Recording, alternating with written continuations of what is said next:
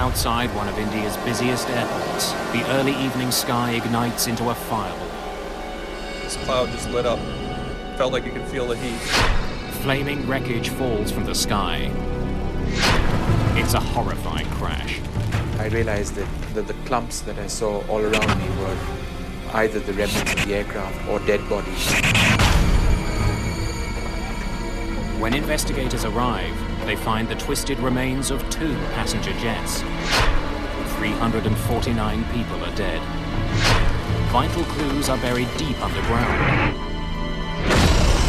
Investigators must piece together the day's events. Saudi 763 will maintain 140. Kazakh 1907, now reach 150. How had 2 crews that should have known each other's positions ended up in the world's deadliest mid-air collision?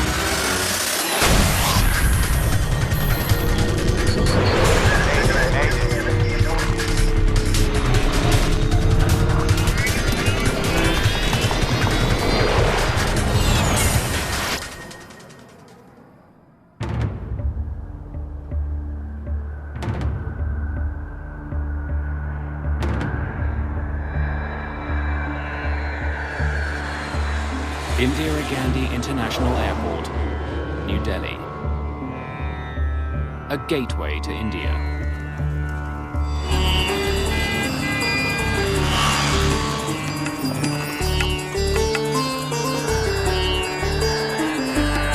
November the 12th, 1996. Is he?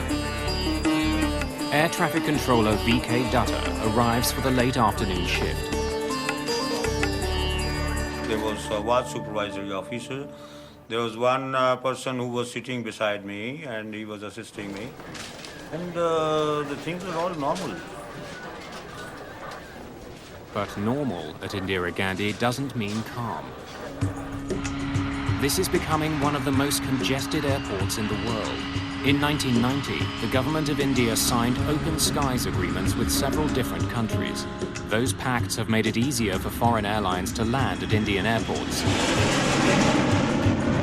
Many airlines are taking advantage of the new policy. The open sky policy acted as a catalyst in the air traffic growth. The volume of traffic grew from, I believe, 175 movement a day to around 225 movement a day. Just past 6 o'clock, Saudi Arabian Airlines Flight 763 takes off into the sunset. Gear up. Gear up. Clear on left. Captain Khalid Al-Shabaili powers the Boeing 747 away from the runway. His co-pilot, Nazir Khan, handles all radio communication. There are 289 passengers on board. Many are Indian workers returning to their jobs in the Middle East. Saudi 763, airborne 03, contact radar 127.9. While Flight 763 was on the runway, its movements were tracked and directed by an air traffic controller in the airport's tower. 279, good day. But shortly after the plane takes off, the tower passes the pilots over to approach controller VK Dutta, who's in another room at the airport. Approach controllers at Indira Gandhi guide planes through the airspace beyond the runways. They're in charge of all arriving and departing flights within 110 kilometers. The approach controller normally is responsible for arrival and departures of the aircraft, which are coming in. They are safely and expeditiously, they are brought to the final approach. Tonight, Dutta is controlling 5 flights. Some of these are leaving the airport, while others are coming in. His task is to keep those planes spaced safely apart, but not so far apart as to cause any delays. Saudi 763 approaching flight level 100. Roger, climb, flight level 140. Clear to climb 140, Saudi 763. This evening, a United States Air Force cargo plane is coming in for a landing. Even though it's an Air Force jet, this flight is Dutter's responsibility. I think we probably had 3 or 4 back and forths with the controller where he was verifying our altitude or checking on our altitude, telling us about other traffic in the vicinity. Saudi 763 approaching 140 for higher. Saudi Flight 763 reaches its last assigned altitude of 14,000 feet. The pilots request permission to fly higher. Roger, maintain flight level 140. Stand by for higher. In order to coordinate incoming and outgoing traffic, Dutter wants the Saudi flight to stop climbing. Saudi 763 will maintain 140. Dutter is concerned with another plane, now flying east for a landing at Indira Gandhi Airport. It's a passenger jet operated by Kazakhstan Airlines. The Ilyushin 76 is a massive Russian plane. Originally built for the military, a modified version is now widely used as a commercial airliner. Dutter wants it to pass over top of the Saudi flight before landing. After that, he'll let the Saudis continue their climb. They were supposed to cross maintaining 1,000 feet of separation. Kazakh 1907, now reaching 150. 46 miles from Delta Papa November. Roger, maintain flight level 150. Identify traffic 12 o'clock reciprocal, Saudi Boeing 747. Dutter doesn't want the Kazakh flight to be surprised to see the Saudi jet. Since planes don't have radar to track other aircraft, they rely on controllers to warn them about other planes nearby. Maintaining 150, Kazakh 1907, will report. How many miles? All pilots tuned to the approach control radio frequency are able to hear one another as they communicate with the ground. How many miles? 8 miles now. It was strictly visual and trying to pick up on the radios where everyone else is at and what they're up to. Traffic is at 8 miles, level 140. Suddenly, a massive explosion shatters the evening's calm.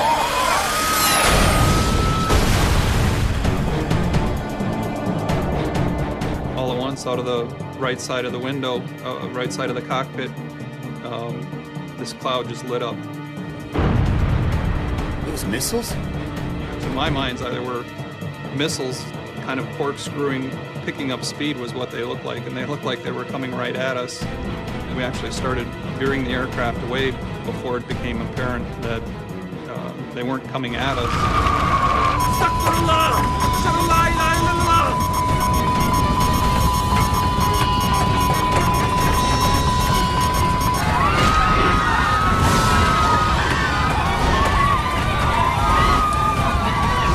The Saudi Airlines jet spirals towards the ground. Billy, this is 1815. 1815, say again? Got on the radio right away, called the controller. You saw something that looks like a big explosion. Then it struck to me that something has gone wrong. On Dutter's radar screen, both the Saudi jet and the Kazakh plane have simply vanished. When I saw other blips are coming in, so I watched the sweep again.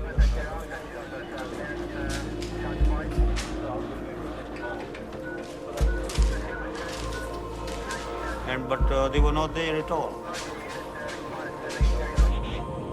We then heard the controller call for the Saudi Air jet and the Ilyushin. Saudi 763? With no response. That was obviously very bone-chilling. Something tragic has happened in the skies near New Delhi's airport. VK Dutter is about to become the target of an investigation into one of the deadliest plane crashes of all time. Kazakh 1907, report your position.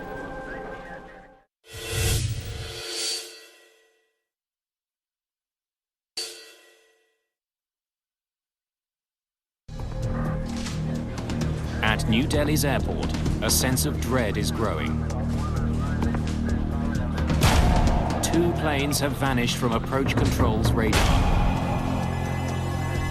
The worst nightmare an air traffic controller has is the median bodies.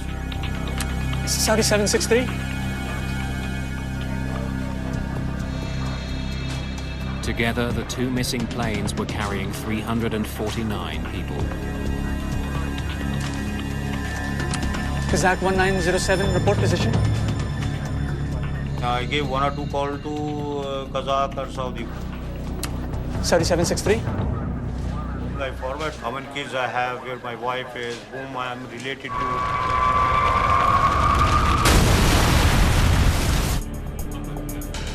US Air Force pilot Captain Tim Place soon confirms the worst.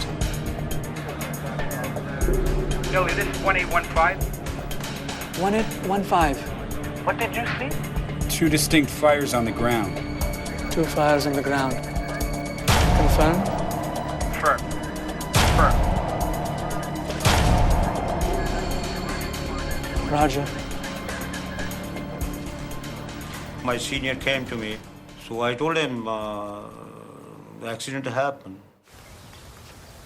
I told people who were to do search and rescue that the aircraft have crashed at 40 nautical miles west of Delhi.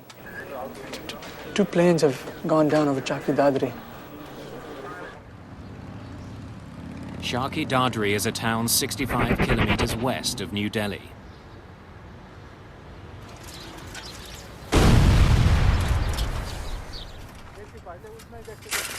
Its mustard and grain fields are now burning with the twisted wreckage of 2 ruined airplanes. All of a sudden, the sky turned a bright red color, and I saw fire and smoke. I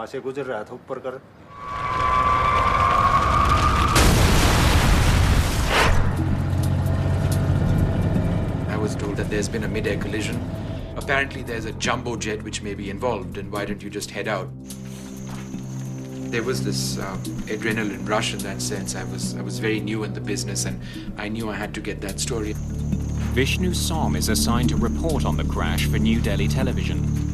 He arrives in the darkness of night a few hours after the crash.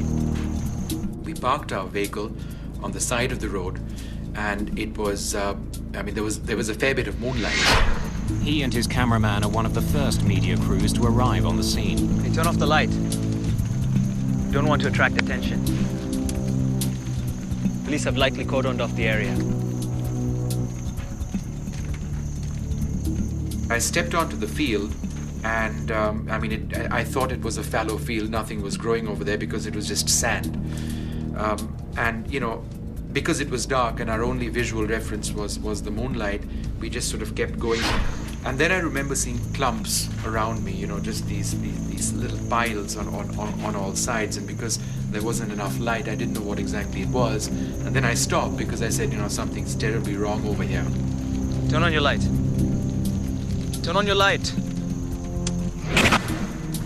I realized that the clumps that I saw all around me were either the remnants of the aircraft or dead bodies.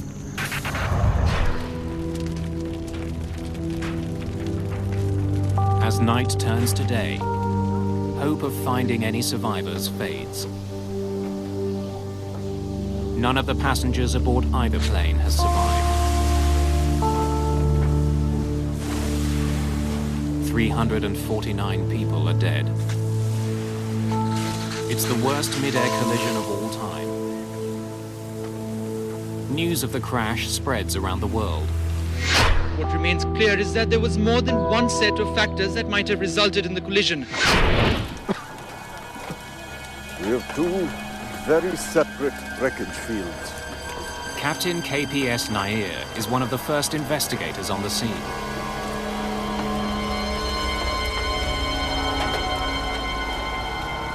I was aghast, horrified. I can't explain it because I have not seen anything like that before. It is something which I can't explain. The Kazakh flight and the Saudi Airlines jet have fallen 7 kilometers from each other. Investigators have 2 separate crash sites to examine, but they know one cause will explain both accidents. It's unlike a single aircraft falling somewhere.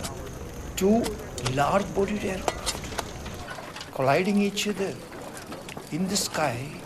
There are different causes.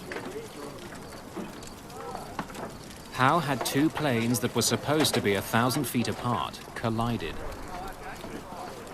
Investigators consider 3 possibilities. An error on the part of the air traffic controller, an error by one of the crews, or the failure of an instrument on one of the planes. They hope the mangled wreckage will hold the clues they need. Their first priority is to find the black boxes from both planes. They record cockpit conversations along with critical data about the flight, like its altitude, speed, and heading.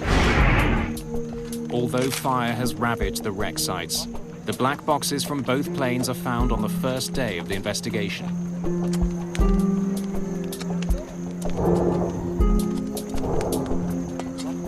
But for the moment, they hold their secrets.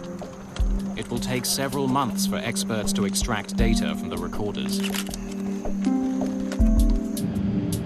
In the meantime, investigators focus on conversations between the 2 planes and the air traffic controller.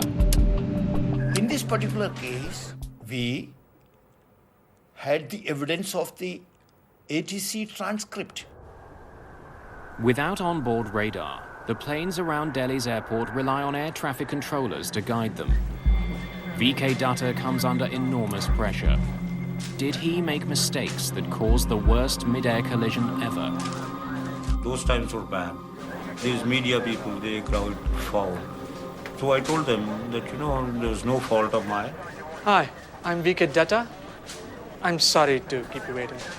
Have a seat. Investigators want to know everything that Dutta did on the night of the crash. Was traffic heavy? Evenings are always busy. Dutta's radar doesn't track a plane's altitude. Instead, controllers in New Delhi write a plane's last reported position on a strip of paper. The strips are continually updated. It's the only way for controllers to keep track of the altitude of the planes under their control. Level information is not there, so level has to be confirmed by the pilot. Kazakh 1907. Now reaching 150. Air traffic controllers can only know a plane's altitude when the pilots report it. Are these your notes? Yes, sir. This is the Kazakh one, and this is the Saudi one. The area that Dutta manages is divided into a network of air corridors. Controllers use them to channel flights in and out of the airport.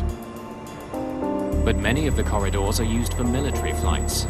In fact, even at such a busy airport, there's only one main corridor for commercial planes. In cases like this, there are strict rules he has to follow.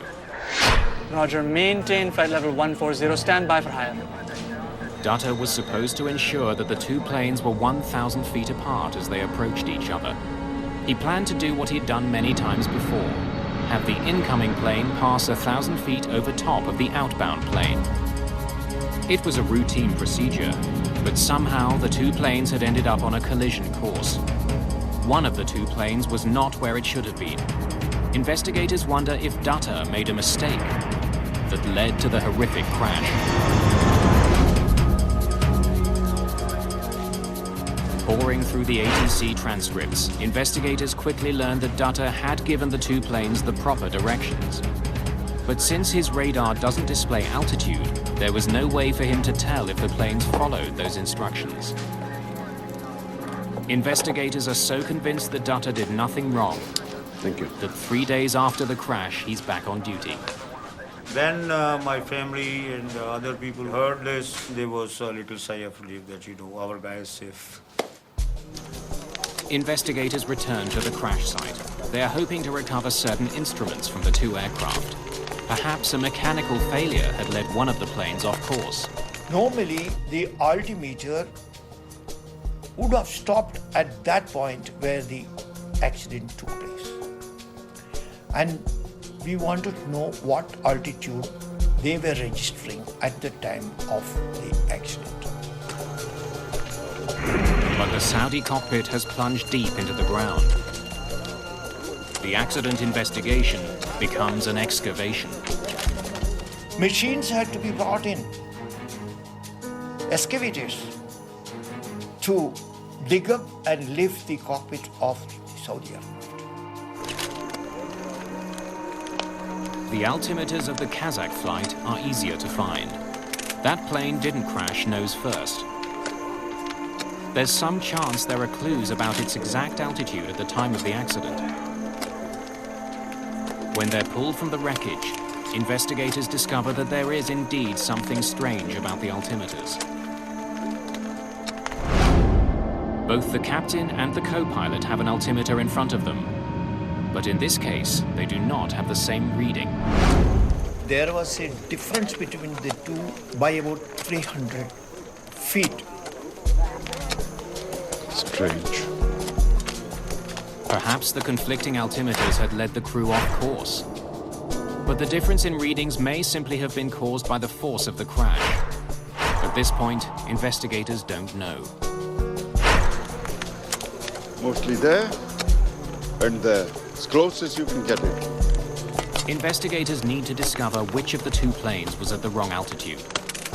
They explore other evidence. The pattern of the damage on the two planes may help answer a critical question. What was the relative angle between the two aircraft at the time of their contact?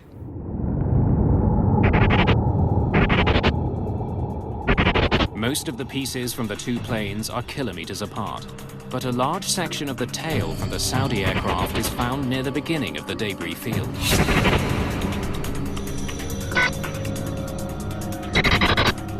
This suggests it was one of the first pieces to come off that plane.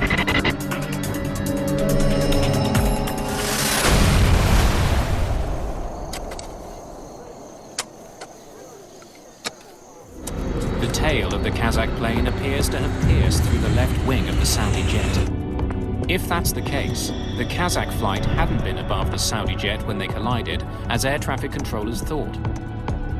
It must have been below it.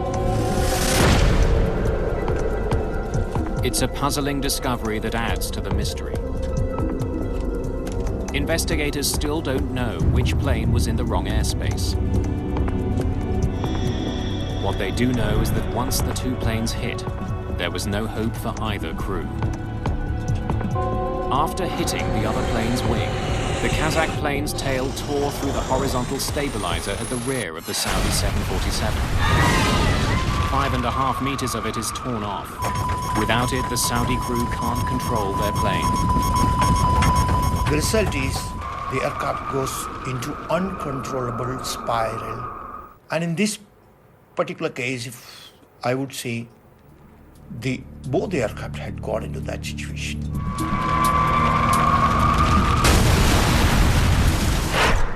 What they've found in the wreckage of the two jets frustrates the investigators. They now understand how the planes collided, but they still don't know why they were at the same altitude, or in fact, what altitude they collided at. How had the Kazakh jet, which was supposed to be above the Saudi flight, ended up below it? Almost 2 weeks after the accident, Captain Ashok Verma joins investigators at the scene. By that time, the operations for digging the Saudi cockpit had been completed. Whatever equipment was recoverable had been recovered. Like the rest of the evidence uncovered so far, the instruments from the Saudi plane don't help explain what happened. The force of the crash has completely destroyed them. With the disappointing discovery, investigators are forced to move on. They've learned all they can at the crash site. The case now depends on what they can find out from the black boxes. Investigators hope that somewhere on the cockpit recordings or buried in the flight data are the clues they need. Where were the planes when they collided? And how had they ended up on a deadly collision course? Get to the 150! Just at the 140! Start to go!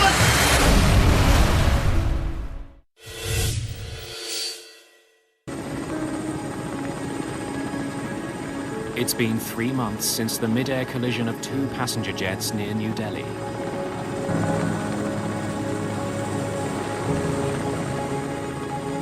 Investigators have been frustrated by a lack of conclusive evidence. They hope the plane's black boxes will help them solve the case. In order to avoid any suggestion of bias, the boxes from the Saudi flight are being analyzed in England. Technicians from the Air Accidents Investigation Branch try to extract valuable data. The neutrality of the state where the recorders are handled was an essential thing. Each plane was equipped with 2 black boxes, a flight data recorder and a cockpit voice recorder. The flight data recorder contains information on dozens of aspects of a plane's performance. Among them, the altitude, the airspeed, and the changes pilots make to the flight controls.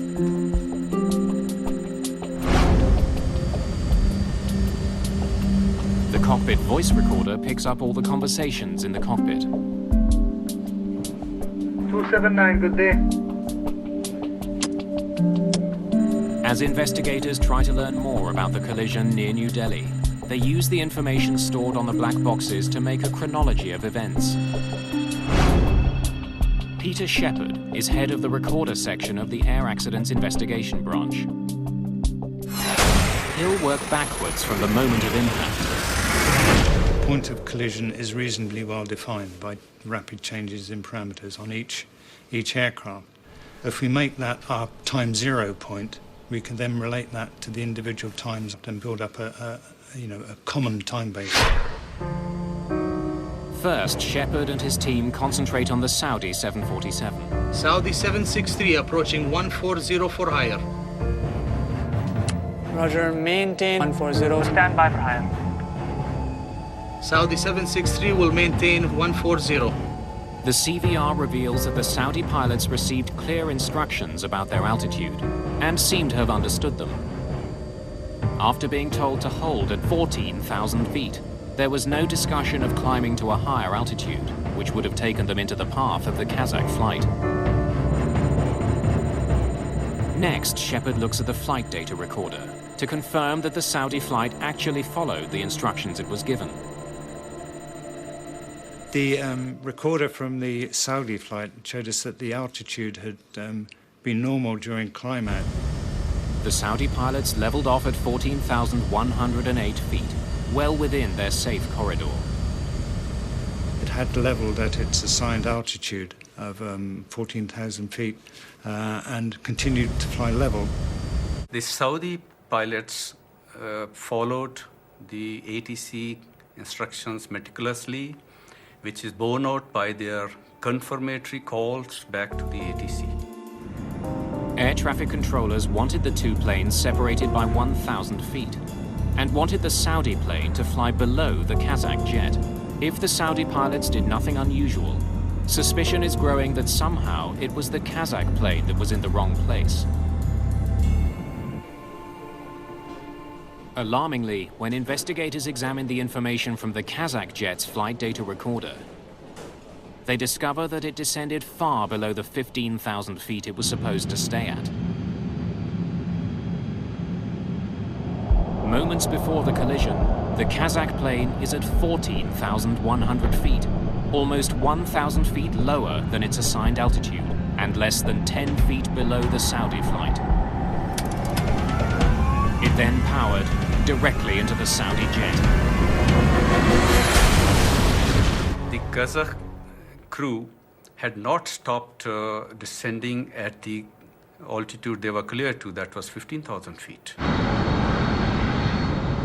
But why had the Kazakh flight dropped so badly off course?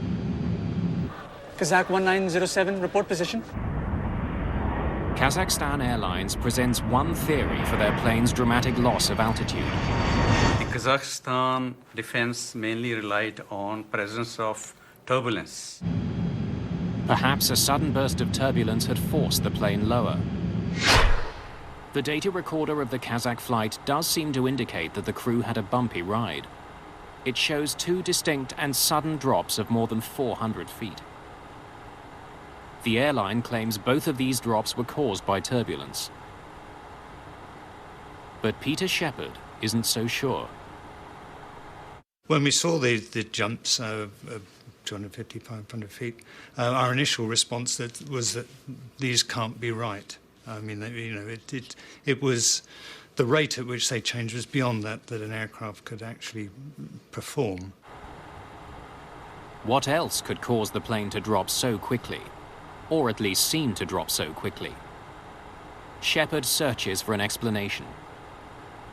We tried to resolve the inaccuracies in the Kazakh recording by looking at the other parameters that were recorded and trying to derive altitude using these other recordings. It's intricate math. By using information including the speed and rate of descent from the flight data recorder, Shepard determines that the plane was on a steady downward approach. The reason for the apparent sharp drops is simple. Shepard learns that the sensor that sends altitude information to the flight data recorder was faulty. It would stick and temporarily stop sending information. When it got unstuck, it would wrongly appear as though the plane had lost considerable altitude. It's as if there was a bit of glue on one area and it stuck in that. And eventually the altitude changed so much, the force on it made it jump again, and it stuck there for a little while. Investigators can now conclusively dismiss turbulence as a factor in the collision. So there's no sudden descent? Scanning maintenance records, investigators also discover that there was no problem with the Kazakh plane's altimeters. They conclude that the difference found in the cockpit instruments result of the crash. It didn't cause it. To understand why the Kazakh plane kept descending after it was told to hold, investigators turn to the cockpit voice recorder. It begins long before the crash itself. Initially, there are no hints that anything is wrong. Kazakh 1907, report level passing. Passing 240, Kazakh 1907. Because the Ilyushin 76 is a modified military plane, it has another unusual feature, a position for a radio operator in the cockpit. Igor Rep mans that position and handles all communications for the Kazakh flight. Roger, over to Delhi approach 127.9. 127.9, bye-bye, Kazakh 1907. As the aircraft nears the airport, Rep gets in touch with approach controller Dutta. Delhi approach, good evening. Kazakh 1907. Passing 230 to 180. I told Kazakh to descend and maintain flight level 150. That is 15,000 feet. Roger, Kazakh 1907. Descend, flight level 150. Report reaching. 1,000 feet vertical separation is sufficient, and that was granted to the 2 aircraft. Kazakh 1907, now reach 150. The Kazakhstan radio operator had at one time stated reaching flight level 150. It's just 1 minute before the impact. And at this point, the Kazakh plane appears to be right where it's supposed to be, 1,000 feet higher than the Saudi plane. But investigators know that instead of leveling off, the plane continued to descend. This is where the trouble starts. As investigators compare the flight data information to the cockpit voice, they notice something disturbing. Kazakh 1907, now reach 150. When Rep calls out that they've descended to 15,000 feet, he's actually over 1,000 feet higher than he thinks he is.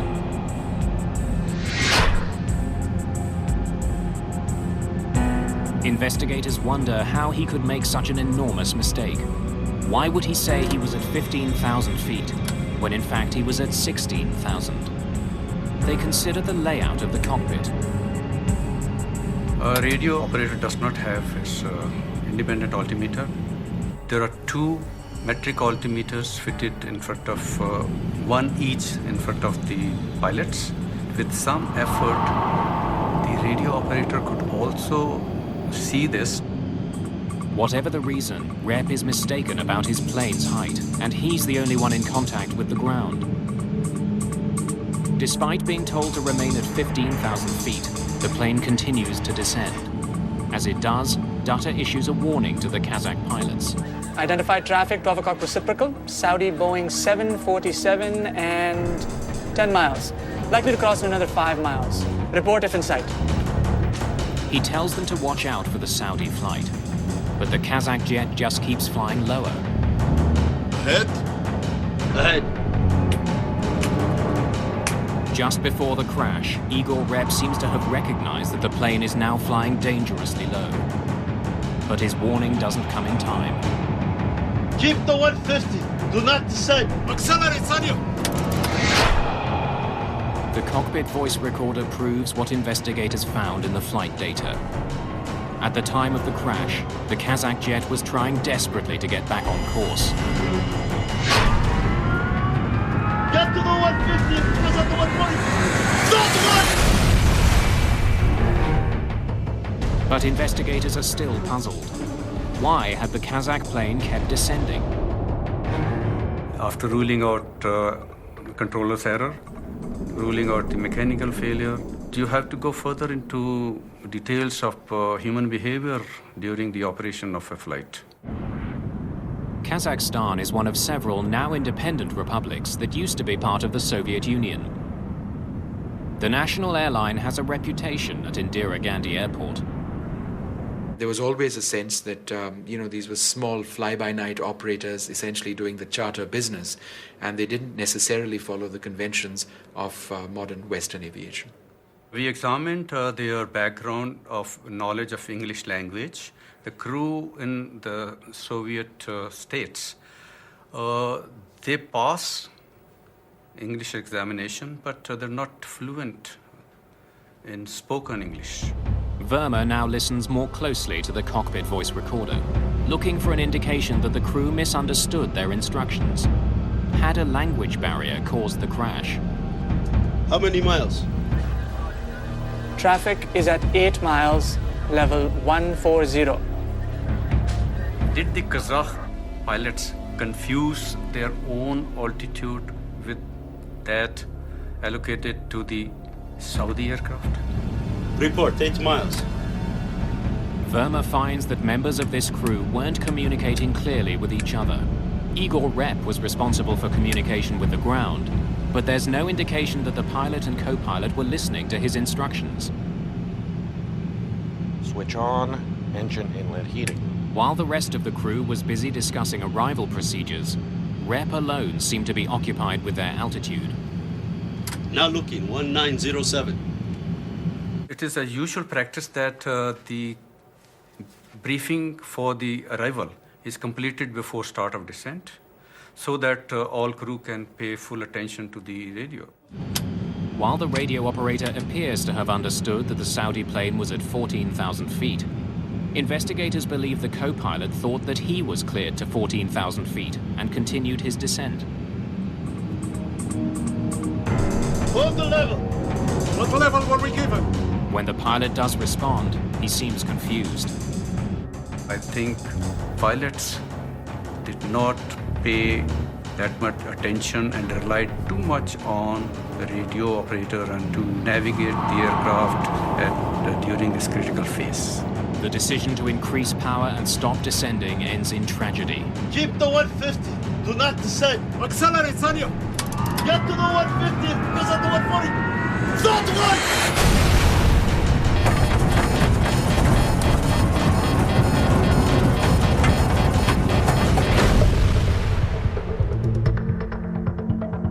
The final report points a finger squarely at the crew of the Kazakh plane. In the wrong place at the wrong time. A simple misunderstanding led to the deaths of 349 people. The investigation concluded that the primary cause of this mid-air collision was non-adherence to the authorized altitude allocated to the Kazakhstan aircraft. Investigators are confident they know what caused the worst mid-air collision in aviation history. But there are steps they want the industry to take to help make Indira Gandhi Airport safer. What they find is that the technology that could have prevented this accident was already at the airport.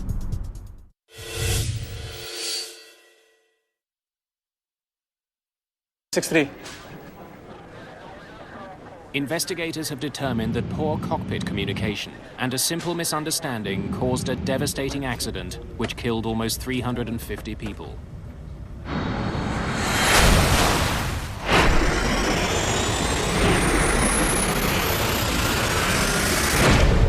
But technology existed that could have helped avoid this accident. Systems that would have helped both the pilots in the air and the controllers on the ground. Investigators are especially critical of the radar that was being used in New Delhi.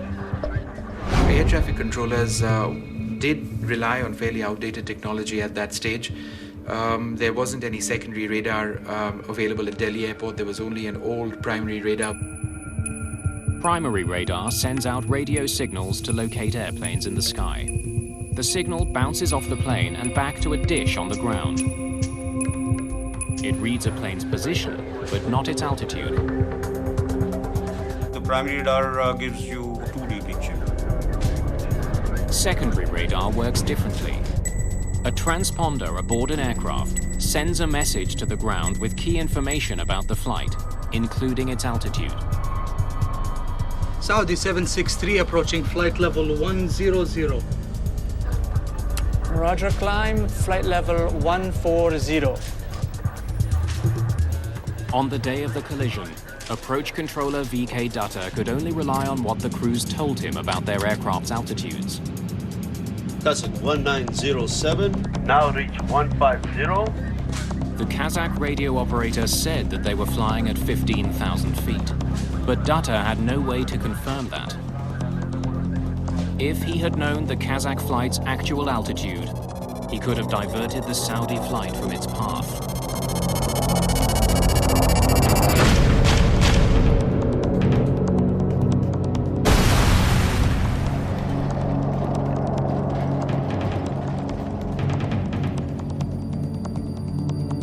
That is the 3D picture. So you have some time to react to it. You can take the aircraft away. At the time of the accident, India had ordered a $118 million air traffic control system with secondary radar and more sophisticated communications and navigational equipment. The system had originally been scheduled to be installed 2 weeks before the accident. But on the day of the crash, the system hadn't even been unpacked. Secondary radar is an advancement on the primary radar. And in this particular case also, by getting the altitude information, it could have been possible that the accident of this nature could have been avoided. In the year following the accident, there would be 3 near misses near Indira Gandhi Airport.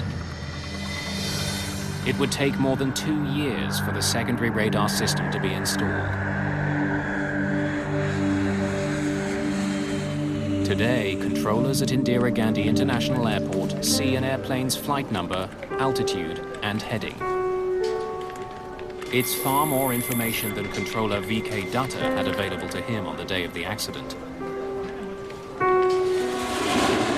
Experts believe another piece of technology could have helped prevent the collision. TCAS. TCAS equipment generates caution and warnings for the crew. It allows them time to react, draws their attention to the situation around, and it looks into the vertical separation. TCAS is a collision avoidance system that can be installed on board airliners. In many countries, the technology is mandatory. It alerts pilots when other flights are coming too close. The system also automatically tells them what evasive action they should take. Neither plane was equipped with TCAS. The Indian Airports Authority has also made the airport safer by redesigning the air corridors coming and going from the runways. At the time of the collision, there was one main air corridor for commercial planes landing and taking off from Indira Gandhi International Airport. With the increase in air traffic, that single corridor was becoming too crowded. In the wake of the accident, more air corridors were opened for commercial flights. In general, aviation safety standards has improved. The concern for the safety has improved. Out-of-date technology and poor communication led to this crash. But like almost every aviation accident, it was a chain of seemingly minor events that ended in disaster. In retrospect, there were some very unlucky people to meet in the sky that night. You know, it's a 1 in a million chance for that to happen. Certainly there were other things that could have helped: radar, collision avoidance systems, and I think we continue to make advances there. I don't worry about flying. Certainly, you know, destiny, I don't know. It was glad we weren't 5 minutes in front of where we were at, that's for sure. VK Dutta went on to have a long career as an air traffic controller. Today, he works at a college training young controllers. So I'm chief instructor there. So I'm training ATCUs. I'm addicted to my job. I love it. I really love it. Dutta, who was initially suspected of having caused the crash, helped implement the changes to make New Delhi's airports safer. His efforts have paid off. The airport now handles 20 million passengers a year. Since the new radar system was installed and the new corridors opened, there hasn't been a fatal accident at this airport.